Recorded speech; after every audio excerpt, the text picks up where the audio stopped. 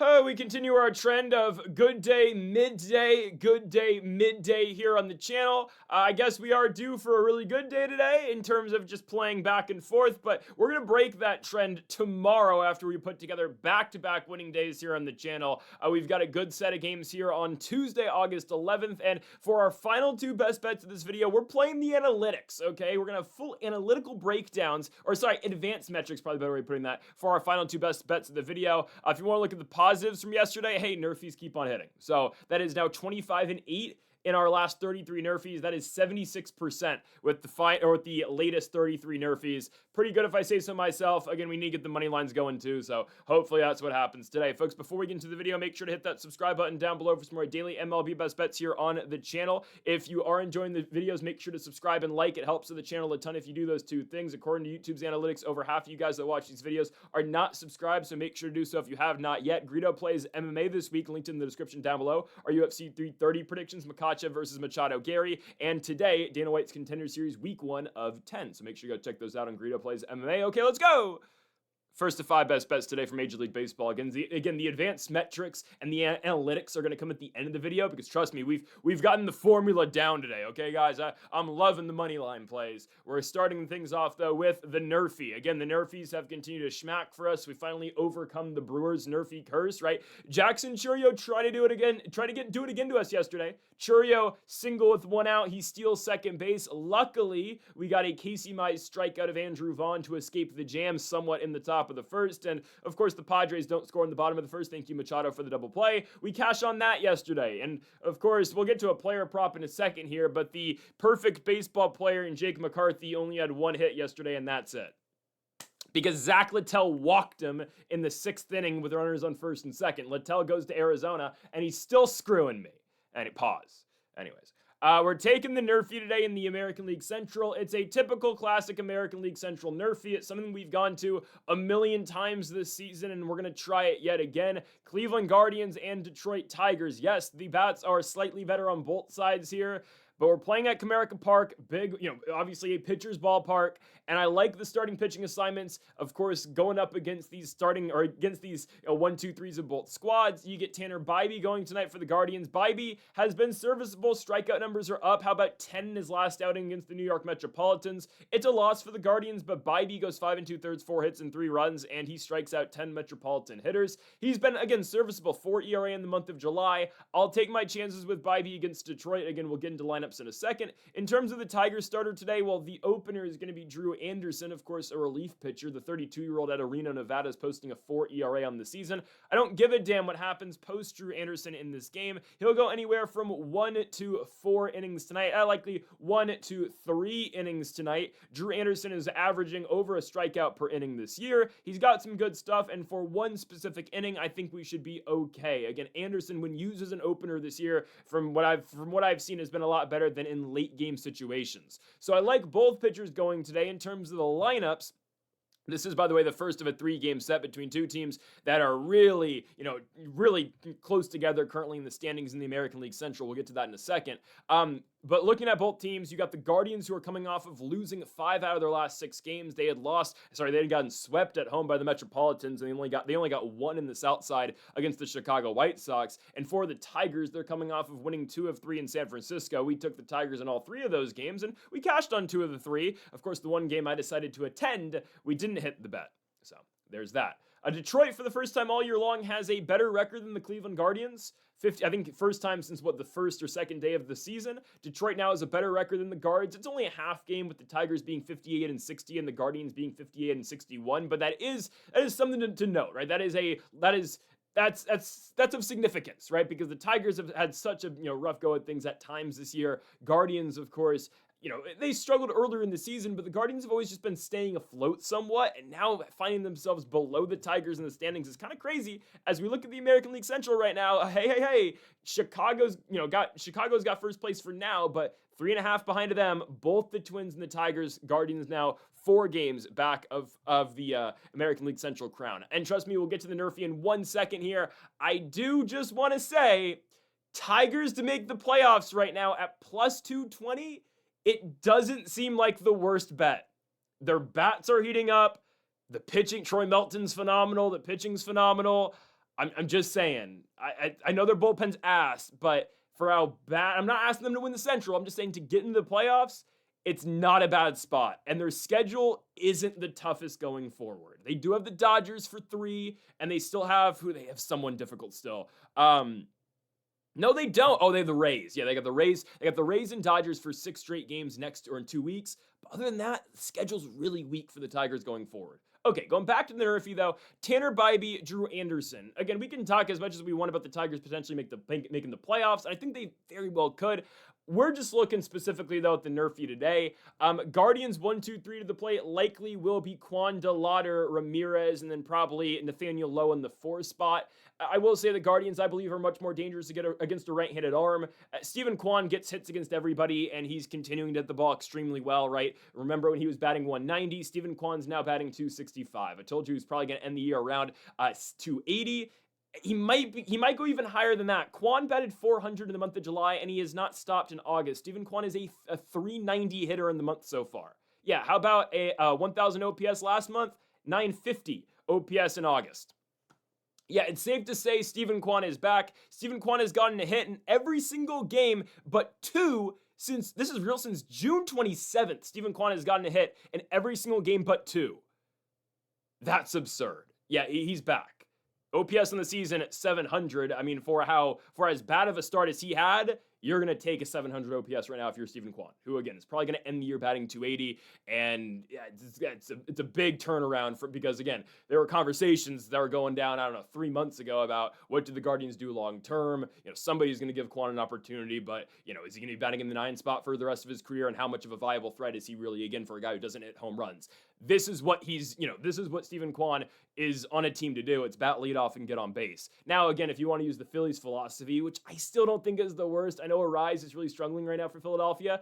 What happens if you bat Stephen Kwan in the 4 spot? Just saying.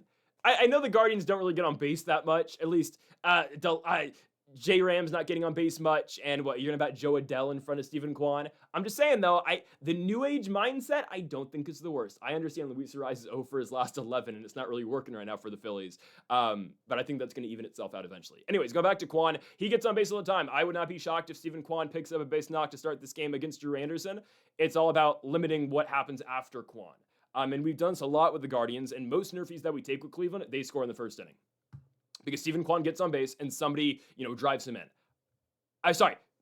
Stephen Kwan gets on base and then nobody drives him in. That's where the Nrfis have been successful for us. Kwan usually gets stranded at first base most games. I will say, dating back to Cleveland's last game, I'm looking at the box score right now, Kwan did get driven in the first inning. Okay, we did not have the Nrfi in Cleveland's last game on Sunday against the White Sox. Kwan leads off the game with a base knock and he eventually gets driven in the top of the first by Jose Ramirez. I think Drew Anderson's going to be able to get outs beyond Stephen Kwan. If Kwan gets on, it is what it is.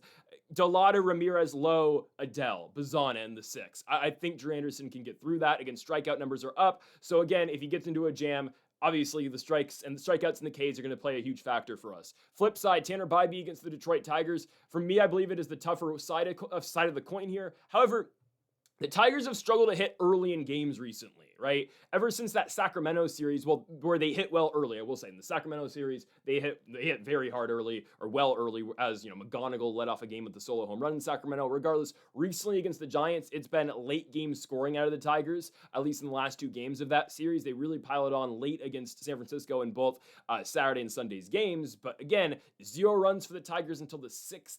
On Sunday, and I believe it was till the 7th, or it might have been the 6th again on Saturday. I think Bybee's able to get outs. Again, Kevin McGonigal gets on base like crazy. I mean, I went to the game on Friday where McGonigal was on base in his first 4 plate appearances.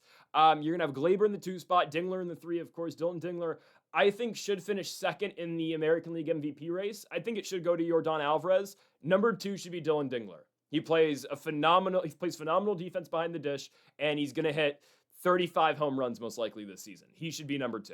Riley Green's in the 4 spot for this team. Regardless, I think Bybee's able to get the outs. I believe Drew Anderson's going to be able to get the outs as well. And the Nrfi should cash here in a big ballpark, in a pitcher's park, at least just everywhere but straightaway right field. We should be fine here. I'm going to be taking the Nrfi between the Guardians and the Tigers. Again, Guardians Nrfis has been very good for us all year long. It's one of the teams we've taken the most with Nrfis this season, and we're going to try it again today. Again, over 75% with our last 33 Nrfis here on the channel. Let's get a another one today with the Tigers and the Guardians in Detroit, Michigan. On to our second best bet of the video. Again, we'll have all money lines to close the video, but first, let's go to our Washington Nationals best bet of the day, and it's going to be my guy, Dylan Crews. Dylan Crews over 1.5 hits, runs, and RBI at -120. I went back and forth a bunch with 3 different bets today with the Nationals. So if you want bonus bets for the Nats, here they are. I thought about going Andres Chaparro over 1.5 hits, runs, and RBI. Same line obviously as Crews. That's listed at +120 for Chaparro. Why did I ultimately hold off? When the Cubs eventually go to a right-handed reliever in the bullpen, the Nationals likely will pinch hit for Chaparro and bring in their other first baseman, the lefty, and Abby Ortiz, who's been great this year as well. My thing with the Nationals, I believe that Andres and Abby Ortiz should be in the lineup against righties, against lefties. Yes, it definitely still should just be Andres. Ortiz has not shown that he can hit lefties yet. He doesn't really get the opportunity in all fairness, but I think against rights, you should have both Chaparro and Ortiz. Against lefts, it should be just Chaparro. But again, I'm not managing the team, and there's a very good chance once Shota Imanaga, the starter for Chicago tonight, comes out of the game, there's a very high chance that means Andres Chaparro comes out of the game as well. But Chaparro's been great. He's got an 880 OPS in the last month and a half. He's been phenomenal. So I stayed off of that because of the chance that he gets pinch hit for. And I also am staying off of Andrew Pinckney to get a hit. Pinckney to get a hit is at -135. I know, again, -135 to just get a hit is crazy. The thing is, Pinckney might only get 2 at-bats. Again, Pinckney is on the team to hit left-handed pitching right now, and he's used kind of as a, pinch runner late in games. There might come a time later in the game where Pinckney is pinch hit for if there's a right-handed pitcher that comes in out of the bullpen for Chicago. So again, Pinckney's assignment really is only to get Shota Imanaga, and that's why the line's only at -135. Pinckney's only had 1 hit in his major league career. It is a solo shot off of Christopher Sanchez in Philadelphia. He's 1 for 2 and so far in his career. Again, but he got pinch hit in that game after Christopher Sanchez came out because righties came out of the bullpen for the Philadelphia Phillies. So I'm staying away from Pinckney, and I'm going to a guy that I know is going to stay in the game the entire way. Dylan Crews is going to get 4 at-bats at the minimum in this one. He'll likely be batting in the leadoff spot. I'm going to take the opportunity here. Dylan Crews over 1.5 hits, runs, and RBI at -120. Okay, you can look at the surface and say Dylan Crews is a 220 hitter. Dylan Crews right now has an OPS of 660. That's not good. I understand. And trust me, he still will be a perennial all-star in this league. It starts next year. But the number to look at for Dylan Crews, it's not the overall average this year. It's not the overall OPS. It is his numbers against left-handed pitchers this season. Against lefties, Dylan Crews is a 300 hitter with a 900 OPS. That matters a ton. For some reason, he still had more home runs as a righty, but he's had double the at-bats against righties. Not too concerned. Dylan Crews will show that power against left-handed pitchers, and I think there's a chance he takes Shota a yard tonight, okay? I'm just going to put that out there. Career-wise, I believe Crews 2 for 7 against Shota. I believe that was the number, or 2 for 6. I'll take my chances there. So we're taking Crews today. I know the last time we took Crews, I believe it was against Christopher Sanchez, and Crews only had 1 hit in that game. There wasn't an RBI or a run attached to it, right? Similar to the Jake McCarthy game yesterday in Arizona. Crews is going to get a hit pretty much every single game. That's kind of what he does.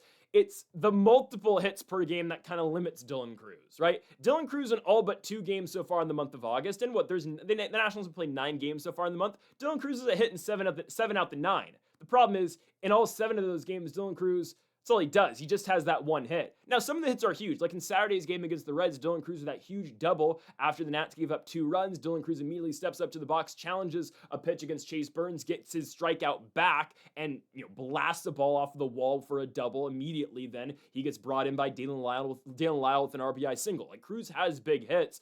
In Sunday's game, Dylan Crews has a base knock in the 2nd inning, scores in the 2nd inning as well. So Crews, most of the time, it will tell you, he gets a hit, he scores. Dylan Crews, in every single game this month that he's gotten a hit in, he has scored, except for one. It's the game where we had Dylan Crews on the over 1.5 hits, runs, and RBI against Christopher Sanchez in Philadelphia. So usually Crews is getting on, and usually Crews is scoring. And he is such a threat on the base paths. He's one of the fastest guys in baseball. And, you can be straight, sprint fast. And, I think if you were to line up Dylan Crews and Nasim Nunez in a race, yeah, Nasim Nunez probably beats him. But if you're lining up Dylan Crews and Nasim Nunez to run first to home, Dylan Crews would beat Nasim Nunez. It's just, again, I'm not saying Nasim Nunez is a bad base runner. He's not. He leads the MLB in stolen bases. But in terms of, in terms of, I don't know how to put this. In terms of just overall base running and not terms of trying to steal bases, I think better way of putting this would be situational base running. I think Dylan Cruz is one of the best guys in the MLB. And we've seen it time in and time out this year. So again, that's why when Cruz gets hits, he usually scores. And of course, the Nationals have a really great offense, right? We saw that offense, come back into the picture in that weekend series against the Cincinnati Reds. Of course, the Nats still in first place this year in terms of runs scored, and it's still not that close. Nats with 643. The Cubs are still trailing them by 30 runs. I mean, the Nats have 50 right now or 45 on the Dodgers.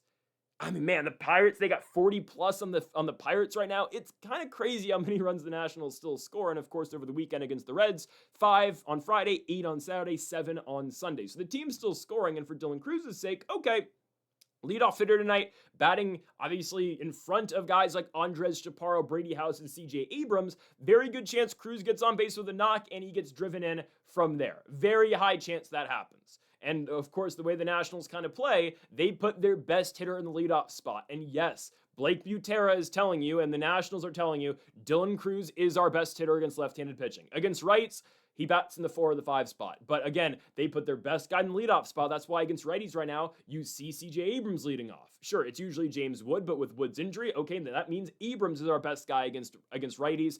Abrams bats in the leadoff. They keep on, again, that's just the way the Nationals play. They want their best guy in the leadoff spot. It's not about having your best guy to drive in runs. It's more so get your best guy on base so you can drive him in. It's the whole philosophy, of course, with look at the Dodgers. Shohei Ohtani's always batted leadoff for that team, other than the few months where they tried batting Mookie in front of him, but whatever. Cruz is batting first because he is the Nationals' best overall hitter against left-handed pitching.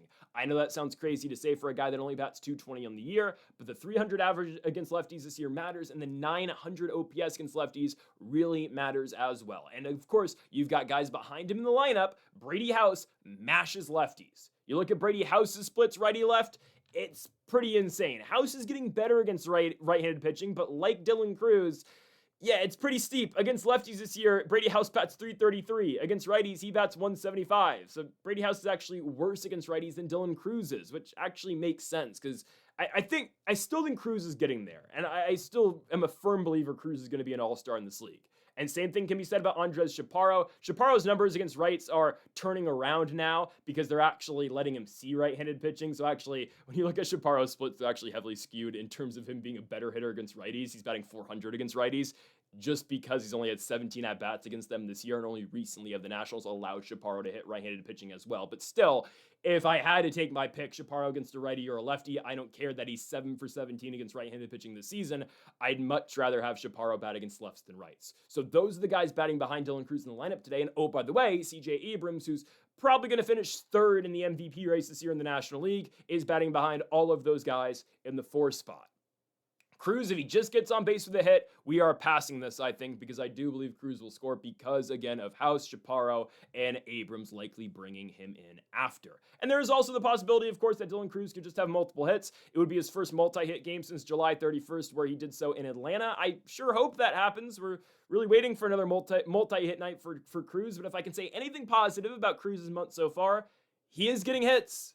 He's gotten a hit in all but one game so far in the month. It's just, again, we're not getting the multiple hits still out of Cruz, and the chase rate's still not great, right? That game that we had for Cruz against Christopher Sanchez, he goes 1 for 5. Great, all right, has a hit. The other 4 plate appearances and at-bats, he strikes out on all 4. So we need Cruz to continue to put the ball in play, because when he puts the ball in play, it does go very far, and he mashes baseballs. Again, you look at the Savant page, it's still very encouraging. There's a lot of red on that page. He just needs to cut down the chase rate, and I still think he's going to be a phenomenal player in this league. But against lefties, he's great right now. Cruz, over 1.5 hits, runs, and RBI against Shota Imanaga and the Cubs, -120. On out to our third best bet of the video. I told you we're going to get into the advanced metrics in a second and the analytics. I don't need advanced metrics for this one because Bryan Woo is pitching on the road today. Guys, I love these money lines today. And knock on wood, this goes our way today. I think we should be very successful. I'm not going to say something that's going to back myself into a corner and say, oh, we're definitely, sweeping the money lines today, because of course nothing's ever a guarantee. I think this is one of the better slates we've had in a while. Again, you never know. There's a lot of randomness that happens with baseball, I understand. I don't know how the Mariners win this game. Well, I do. It's that Bryan Woo continues to pitch really well against the Yankees specifically. Because, okay, historically, Bryan Woo's always pitched really well against New York. Last year, I believe was it 8 innings of 1-run ball in the Bronx last year? I vaguely remember watching that game where Bryan Woo pitched pretty well at Yankee Stadium. It doesn't matter what he's done in the past, though, against the Yankees, because the only numbers that matter right now for Bryan Woo is the home and road splits. I feel like a broken record every single 5 days coming on here and talking about the home road splits for Bryan Woo. But ever since we solved the Bryan Woo equation, we haven't gotten a Bryan Woo game wrong. Guys, this is dating back to June 24th now. We've continuously gone to Bryan Woo. So that's 1, 2, 3, 4, 5. That's 7 straight games where we've hit on every single Bryan Woo game for the simple equation. If he's pitching at home, they're going to win. If he's pitching on the road, they will lose. And what happens again in Bryan Woo's last start at home against the Detroit Tigers on the 5th of August? 7 shutout innings. It's what he does at T-Mobile Park. But the second you take him out at T-Mobile Park, he's awful. In Texas, a couple starts ago, 5 runs in 5 innings. At Dodger Stadium, 5 runs in 5 innings. He's not good away from home. It's still one of the most fascinating things in all of the sport. It truly is, because these splits are still crazy. 1.96 ERA for Woo at home this year. On the road, a 6.7 ERA. 300 batting average against on Bryan Woo away from Seattle. At home, 164 opponent's batting average. It's something that is truly remarkable, but we're going to continue to play the trends. And Bryan Woo in the small ballpark at Yankee Stadium? Yeah. You know who's going to take Bryan Woo yard tonight? Luis Garcia Jr. Luis sending one to the moon off of Bryan Woo. Well, sending one to the moon at Yankee Stadium is like 360 feet, but it's fine. Luis going to take Bryan Woo yard. I feel pretty good about that one. But I like the Yankees a lot today. I know it's tough to pick the Yankees at times because, their bats aren't very good. This feels like the perfect formula and the perfect equation today for the Yankees to get a victory. Bryan Woo, again, we've talked at length about the bad road numbers. And how about Ryan Weathers? I'm not completely sold on Weathers, but man, last 13 innings, 0 runs allowed against both the Chicago White Sox and the St. Louis Cardinals. Weathers has continuously trended in the right direction for the New York Yankees, and against a Mariners team that doesn't hit lefties all that well, completely sign me up for this one. The Mariners are very lefty heavy. Seattle continues to suck. They're 7 games under 500 at 56-63. They just got swept at home by the Tampa Bay Rays, and Tampa's great, but my goodness, shows some fight at home. Mariners, though, only 4.5 games out of the AL West. In terms of the wild card, the Mariners are only 4 back. But don't look now, the Blue Jays have surpassed them in the American League wild card standings. So it looks very unlikely that there will be postseason baseball this year in the Pacific Northwest. But, of course, it's still August. You have time to go on a run. The Mariners are in the same spot that the Nationals are in the National League. And the Nats will have a way better record than the Mariners. Oh my goodness. The Nats are 2 games under 500, and the Mariners are 7 games under 500. And actually, the Mariners are a game closer to the playoffs than the Nationals are. The Nats would be in the playoffs in the American League right now. It's just so absurd. The Mariners can't hit left-handed pitching. Look how many lefties they stack in that lineup. Oh, okay, Arozarena gets a better matchup. Sure. Oh, they're going to get to bat Taylor Ward in the leadoff spot. Oh, wow. Taylor Ward is batting 174 with a 380 OPS as a Mariner. Great stuff. Julio, I don't care. Cal Raleigh sucks, I'm sorry. Weston Wilson plays, he's their new Rob Refsnyder. He's not as bad as Refsnyder was here, but he's still not good. Weston Wilson bats 180, only hitting against left-handed pitching. Colton Emerson's going to be a really good player. Can't hit left-handed pitching right now. Can zone, exit velos high against everyone, he's great. Cole Young's great. Not going to hate on those 2 guys. Rest of the lineup does not play against lefties. Josh Naylor, really good against rights. He'll put the ball in play against lefties, but if you pitch Josh Naylor away consistently with a left-handed arm, he's going to swing and miss every single time. And when you have a pitcher in Ryan Weathers who has all this momentum right now, again, going 13 consecutive innings without giving up a run. Hell, start prior to that, even in Philly, 5 2/3, 6 hits, 1 run. So he's been great in his last 3 starts. And what better team to continue and carry that momentum against than the Mariners, who, it's been a trend all year long, they don't hit. Look at their games against the Rays. These are at home, and Seattle's supposed to be so much better at home. Yeah, 1 run in game 1, 2 runs in game 2, 1 run in game 3. What happened in the Tigers series? Game 1 of the Tigers series, they got shut out. They lost 8-0. Game 2, they score 4 runs. Great. Julio had a big home run. Awesome. Game 3, they score 0 runs, lose 11-0. I'm sick of this Mariners team. They're awful. They suck to watch because they're boring. And it's crazy because their pitching is really good, but we have seen the eventual fall off that we thought eventually was going to happen. Emerson Hancock, the fall off has happened. Bryce Miller, he's still all right, but he hasn't been as good as the beginning of the season. And now you're really only looking at a 2.5-man rotation. Gilbert's great, Kirby's great, Bryan Woo's great at home. I mean, eventually Anderson's going to come up and Ryan Sloan's going to come up for this team. Two very hot prospects right now, of course. Believe both, and I know Anderson, I think Sloan's in Double A as well with the Arkansas Travelers. Yeah, I don't trust the Mariners at all. I think the Yankees are going to win this game. I know the Yankees bats have been ice cold at times, but the Yankees coming off a series against the Atlanta Braves where they did take 2 of 3. They lost the last game in that series, but these bats handled Chris Sale in the second game. They do lose the last one with Grant Holmes going oddly enough. You'll see Trent Grisham in the lineup, Luis Garcia Jr., Ben Rice, Elliot Ramos, Jazz Chisholm, Spencer Jones, George Lombard. I don't think it's a bad lineup right now. They will get a lot better in the playoffs. And to me, again, it is a 2-team race to win the American League. It's the Yankees or it's the Tampa Bay Rays. I've seen enough recently out of the Red Sox to completely just, say that team's not doing anything. We might have more on them in a few moments here. But yeah, I like the Yankees to win. Again, no advanced metrics here. I have eyes. So I'm going to look at I've watched Bryan Woo pitch almost every single game this year. I know he doesn't pitch well on the road. We know he pitches well at home. That trend's going to continue one more game here. Bryan Woo's not going to fare well in a extremely hitter's ballpark. I know Bryan Woo's current batting average against current Yankees is like 190. Again, it just does not apply when he's pitched so poorly on the road this year. I don't know what it is, but he's not going to pitch well on the road again today. So I'm going to go Yankees money line at -125 at home against Bryan Woo and the Mariners. On now to the advanced metrics part of the video. 2-leg parlay plus 150. I understand the parlays have not schmacked for us at all, guys. Today is the day we're hitting a parlay. Today is the day we're hitting one. Plus 150 2-leg parlay. Give me the Toronto Blue Jays and give me the Boston Red Sox. Again, we are hitting this today. Dylan Cease is pitching for the Toronto Blue Jays. Hunter Brown is going for the Houston Astros. And who is pitching for the Red Sox? Patrick Sandoval. Oh, he's been really great this year. Just wait till we pull up his Baseball Savant page. Carson Whisenhunt is going to be the bulk guy today for the Giants. They may not open with him, but he's going to get the bulk. Sign me up for that one. Let's start with game 1 of the 2-leg parlay. That's the Blue Jays and the Red Sox. I've seen enough of Boston. They're just not that good. I know what you're thinking. Oh, do you really want to jump in here on Boston after losing 3 straight games with the Sox or with the Sox losing 3 in a row? They're due for one. And maybe not tonight. Dylan Cease is pitching for the Blue Jays. We saw it happen last time Cease pitched against Boston. He was lights out at Fenway Park. Cease went 9 innings of shutout baseball with 12 Ks. I think the Red Sox might be reverting back into what they were earlier in the season. And that's not, one of the worst teams in Major League Baseball. It's not what they are. They're going to be a playoff team. But I think they're reverting back to, right before the win streak.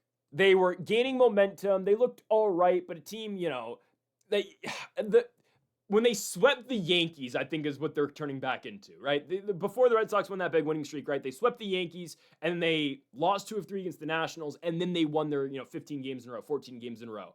I think they're going to be, middle of June Red Sox. They're good, but this is not a team that's going to, win a World Series. They'll get into the playoffs. I ultimately think that the Yankees are going to finish with a better record than them now, just watching the Red Sox for the last 3 days against both the Athletics and yesterday against the Blue Jays and Jameson Taillon. Red Sox probably finish with the 5 seed. They'll go to the Bronx in the playoffs. They'll take them to 3, but the Yankees will advance to the next round. I think that's kind of how that goes right now. A lot can change, obviously, because, hell, we watch these teams every single day, and our opinions and minds do change every single day at times with these teams. I get it, but, man, I've seen enough currently with the Red Sox. I can't buy anything that they're doing. I can't. The bats are ice cold right now, completely ice cold. If you watch yesterday's game, my goodness. Red Sox only run yesterday is essentially a gifted run. Now, not entirely. Weird case on the scoreboard.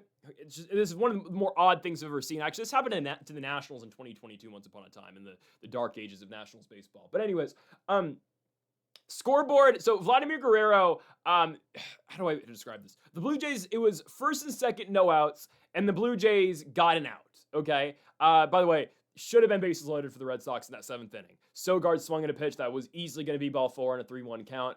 By the way, gifted the Blue Jays SWR a strike on a very low ball, regardless. So it was first and second. Sogard grounds out to Vladimir Guerrero. Vladimir Guerrero only gets the out at first base. Sorry, no, he only gets the out at, I apologize, only gets the out at second. When I was watching it live, I thought Guerrero picked it. I thought he just caught it on the fly. I didn't think he picked it. Going back, yeah, he did pick it. It hit the ground first. So Guerrero throws 2. Personally, when I was watching it initially, right away, I thought Guerrero caught it, and I thought Guerrero went back to second, and I thought he got the runner at second base. So then it was just going to be runner on first with 1 out, or with 2 outs. I thought Guerrero got the runner at second, tagging up. Instead, no, the ball hit the ground. Guerrero just gets the force at second, so you have runners in the corners now with 1 out. So when Cedinne Rafaela hits that sacrifice fly essentially into center field, the Red Sox think the inning is over, even though, well, I don't know why they thought that, because they literally had runners in the corners, but the scoreboard showed 2 outs. I mean, the umpire said 2 outs, but legitimately, that should have just been a sacrifice fly. Regardless, the Red Sox think the inning is over, so their guys don't tag up at all. Technically, the Blue Jays turn 2 on the play, but the Red Sox protest. They do a whole 18-minute review, and they grant the Red Sox the run despite the inning being over because of the scoreboard malfunction. Really odd stuff. All things being said, though, that's the only way the Red Sox scored yesterday. They lose 2-1. They put Duran leads off the top of the ninth. Jim Duran leads off the top of the ninth with a double off of Louis Varland off the wall, or one hop the wall. They can't bring him in. You bunt, and I don't know, man. You bunt Siegler, and then Monasterio strikes out, and then Sogard hits one on the ground to first base. Game over. I'm taking the Jays, guys. I'm taking the Jays. I don't believe in the Red Sox right now. These bats are ice cold. Dylan Cease is really good. Dylan Cease with a 2.28 ERA on the season. Yeah, I'm going to side again with the guy who just pitched a shutout against this team on the road in his last outing against them. And again, I told you we are really going to be looking at the metrics here, and indeed, that's what we're doing. Okay, let's compare Baseball Savant pages because they matter. Patrick Sandoval, former Los Angeles Angel of Anaheim. Yeah, the numbers are great this year, man, in terms of his actual ERA. Look at this. Oh, Patrick Sandoval. Oh, whoops. He's posted a 3.38 ERA. That's awesome. Expected ERA is 4.47. You don't really see much red on this chart. Let's look at Dylan Cease. It's the best Baseball Savant page other than probably Mizorowski. I assume Mizorowski's looks a little bit better. I know this isn't about Miz, but yeah, Miz is the only one that looks better. Skeens' chart price looks pretty good too. It does. But Cease is the second best pitcher in baseball. It's Miz 1 and it's Dylan Cease number 2. So we're taking this guy. Yeah, Cease walks a little bit, some batters still, but I think we're fine, guys. I don't think the Blue Jays are losing this game. Dylan Cease on the mound. He's going to give them 8 good innings. Patrick Sandoval's been good so far. Don't get me wrong. The Red Sox are undefeated with Patrick Sandoval so far this year. I think they're 6-0. He's got a 3.38 ERA, but he only goes 5 innings. You're going to ask a lot out of this bullpen.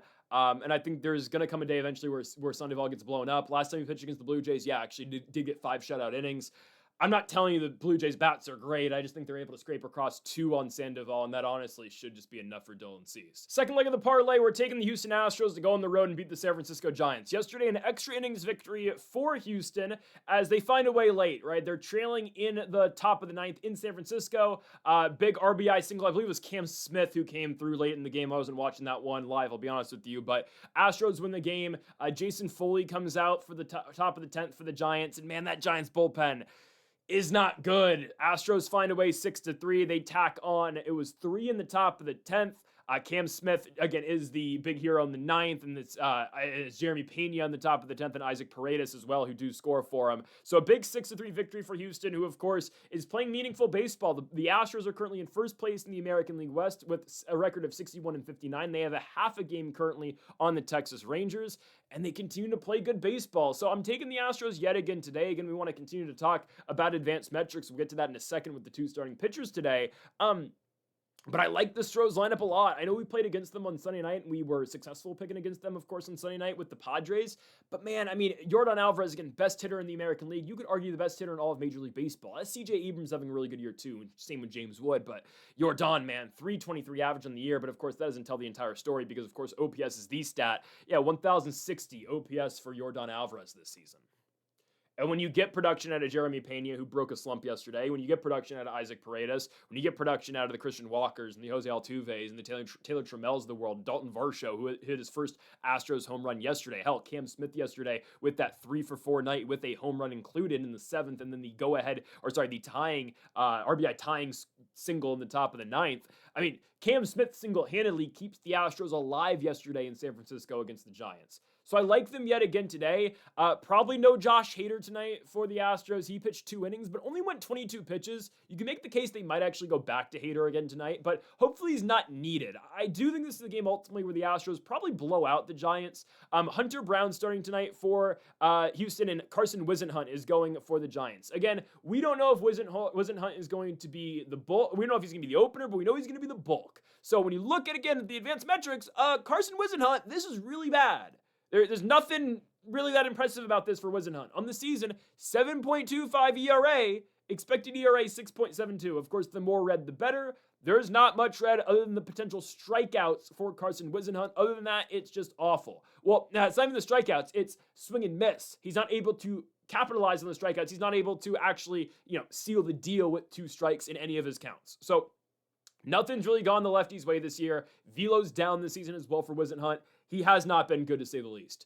And on the flip side, look at Hunter Brown. I understand chase rate's not great for Brown, but and the walk rate hasn't been good this year, but an expected ERA of 3.57 and an expected batting average of 1.97 is phenomenal, considering when you compare that to Whisenhunt, whose expected batting average is 2.82. And of course, advanced metrics don't tell the entire story, and there's more to games than just a starting pitching matchup, but it does take you a very long way. It does give you a good picture of the first 6 innings of a game, and sure, bullpens are important too, but in a game like this, Houston's offense compared to San Francisco's offense, I think the Stros get out to a really hot start, and I just don't think the Giants are able to get back in this game.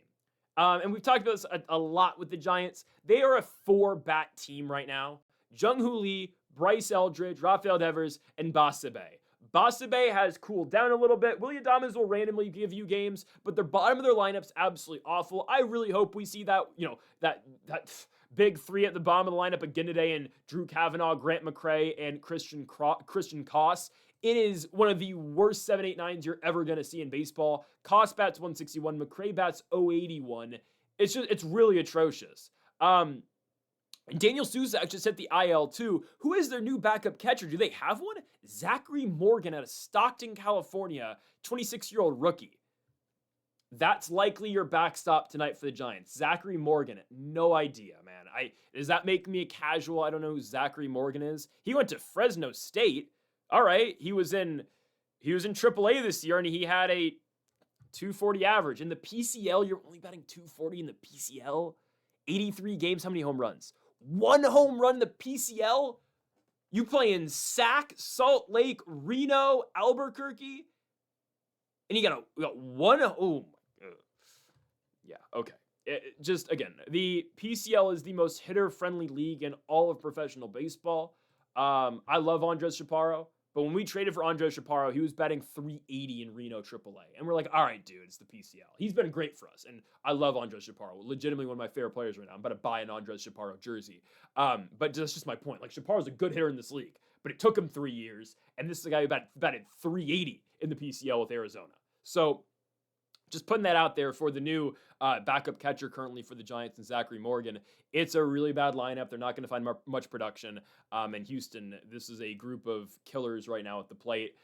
And it's a team that believes they can get into the dance, and why wouldn't they? They're hitting the ball really well right now. They have their best pitcher on the mound tonight, and the Giants arguably have their worst pitcher on the mound. So I like this spot a lot. Give me the 2-leg parlay between the Stros and the Giants, Stros and the Blue Jays at plus 150. Final best bet of the video, we go to San Diego, California for the San Diego Padres and the Milwaukee Brewers. I'm taking the Brewers to close the night, and yes, we are keeping up with the theme of advanced metrics. We'll get to that in a little bit. Kyle Harrison, the starting pitcher tonight for these Milwaukee Brewers, and it will be another Walker Buehler bump day for San Diego. I understand the Padres have continued to win games recently with Buehler on the mound, but like what we were talking about earlier with Patrick Sandoval, eventually those numbers are going to catch up to you. It's not something you can necessarily rely on. And especially when you have a really good pitcher coming back at you on the other side, it's difficult to win games like this. I'm surprised Milwaukee's only a minus 135 favorite. The Brewers have really screwed us all year long, but I think I've started to pick up on a trend with Milwaukee. Hear me out, guys. They always lose the first game of their series. Is that not, if you're a Brewers fan, I guess, maybe Brewers fans can attest to this some, but every time I watch the Brewers, it's that first game they always lose. And it's a trend that's happened in 4 out of their last 5 series? Against the Giants, first game they lose. They won the first game against the Angels, but then dropped the first against Pittsburgh, dropped the first against Minnesota, and now dropped the first against San Diego. It's a continuous trend with this team. They always drop the first game. Okay, here's game two. The Brewers have actually played really well in game twos. They haven't lost a game two of a series in about a month, I think. I don't know. Again, teams, some teams have random things about them. Again, it could be as big as just playing at home, playing on the road, like it is with Bryan Woo. But I'm sensing a trend with Milwaukee. Do they need a game to get accustomed to playing a team? Of course, that doesn't fit you well if you're getting into a postseason series, because obviously every game really matters. But it's just something I've seen, and I've gotten burned a lot taking the Brewers in the first game of a series. Giants got burned on that one. Pirates got burned on that one. Okay, we have locked it. Rockies as well. We got burned on that one too. Didn't take him in game one yesterday. I thought about it. We took the Nrfi instead. It cashed. And that's a game the Brewers are winning a lot until Jackson Merrill, they were winning for most of it until Jackson Merrill hit that 2-run home run in the 7th, was it, against Logan Henderson? Henderson had put together a really good game, but Merrill continues to mash post-All-Star break, and the Padres are right in the thick of things, of course, for a National League wildcard, as San Diego currently only one game back of Philadelphia and Arizona. All three of these teams, by the way, won yesterday in the Snakes, Phils, and Friars, sending the Nationals now back to 5 games out of a playoff spot. But it's okay. We have the weakest remaining schedule in all of baseball. If we can take 2 of 3 against the Cubs, the entire league is on notice. Anyways, how about Jackson Kent, too? Just got called up for the Nationals. He'll be pitching tomorrow. I cannot wait. Miles Michaelis, maybe he's been bumped from the rotation. I like Unk, but if it's Jackson Kent and maybe Luis Perales comes up next week, oh boy, we're cooking. Anyways, Brewers, Padres. Really like Milwaukee here because of the starting pitching matchup.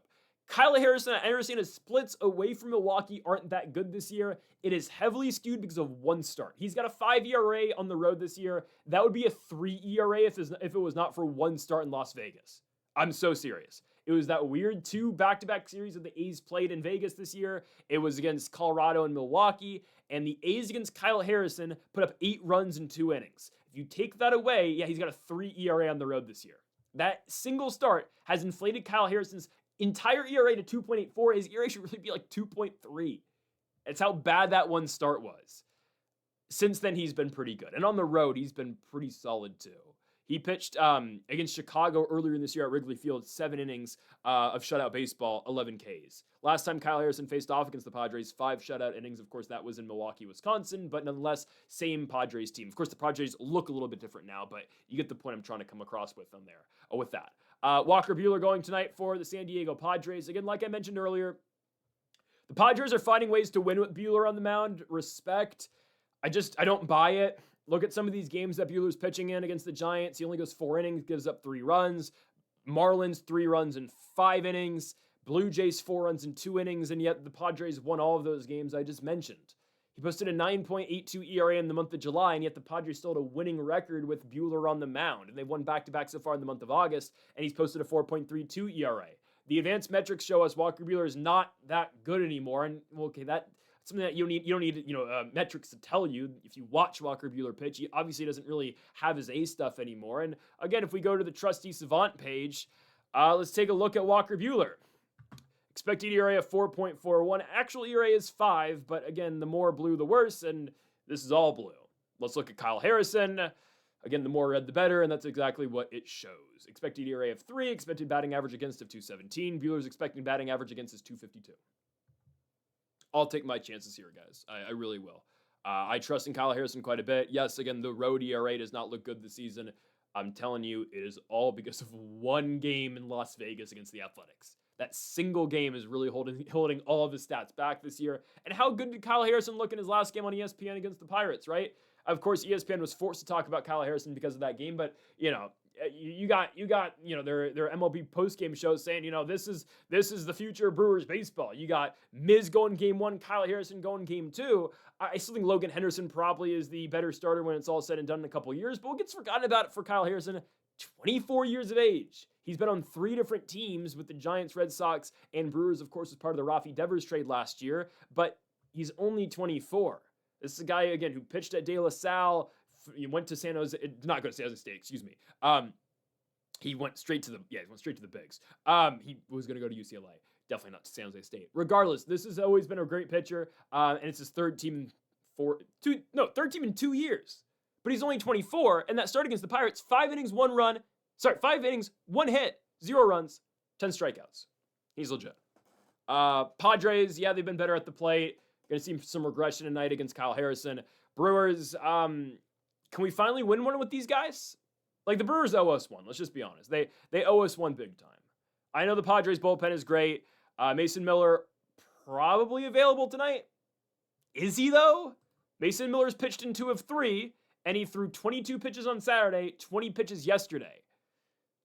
I actually don't think he's available today, which helps us a ton. Sure, Morejon's going to pitch, and Adrian Morejon is great. He's not as good as Mason Miller, but he's arguably he'd be a top 5 closer in the sport. I'm begging the Nationals, throw everything you have at Morejon in the offseason, please. But he'll be available for the save potentially for the Padres. But no Mason Miller. I'll take that every single day of the week. I'm going with Milwaukee here. Kyle Harrison outpitches Walker Buehler, and this Brewers lineup scraps. The scrappy Brewers lineup fights their way to a couple runs at, let's say, 5 runs off of Buehler, and the Brewers ultimately win the contest at -135. Folks, that does it for our MLB Best Bets here on August 11th. If you haven't yet, though, make sure to hit that subscribe button down below for more. Make sure to leave a like if you did enjoy the video. Make sure to comment if you disagree with any of the picks. We'll be back tomorrow for more daily MLB Best Bets. Folks, thank y'all for watching, and Mamba forever.